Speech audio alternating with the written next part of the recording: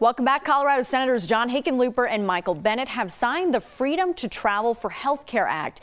If passed, the legislation would protect a woman's right to travel across state lines for abortion care and protect the providers that they visit. Right now, several Republican-led states, including Missouri and Texas, are working on legislation to limit that kind of travel and care. Federal legislation would supersede any of those bills. And as we continue to talk about the fallout from the overturning of Roe v. Wade, our social equity expert, Dr. Rosemarie Allen, joins us in the studio this morning. Good morning. Good morning, Natasha. So a lot of people are saying that race is a critical point in the overturning of Roe v. Wade. Can you talk about that? Absolutely. In 1980, even before, 70s and 80s, discussions about abortion were actually tied to changing demographics.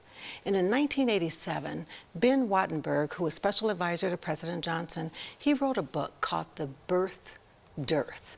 And in it, he said specifically that one of the major problems America was facing was that there were not enough white babies being born. And if we didn't do something about it right away, the white people will be the numerical minority in the country.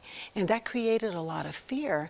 And our current census is showing that by 2044, white people will lose that status of being the dominant group because they'll fall below half of the population and will become a minority in America. And so with this decision now, what are some of the predictions in that changing demographic? Well, what has happened, and we're seeing it, we see that there's a fear. Studies show that when you have the largest group size, that there's a certain feeling of dominance. And as that group shrinks, that there's profound feelings of being threatened. So then we see these measures taking place.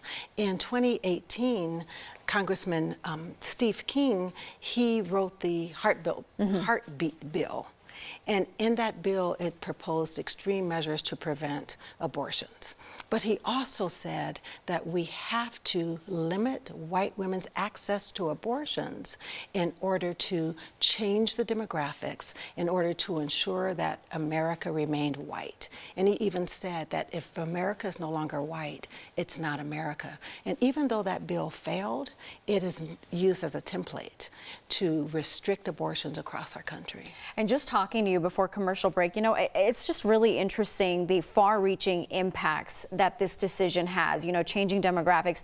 And then in turn, by changing demographics, what does that impact? You know, resources, voting, politics, you know, it's endless what that can affect. Absolutely, because when you are part of the dominant group, then you are part of the power and control. And the fear of losing that is profound.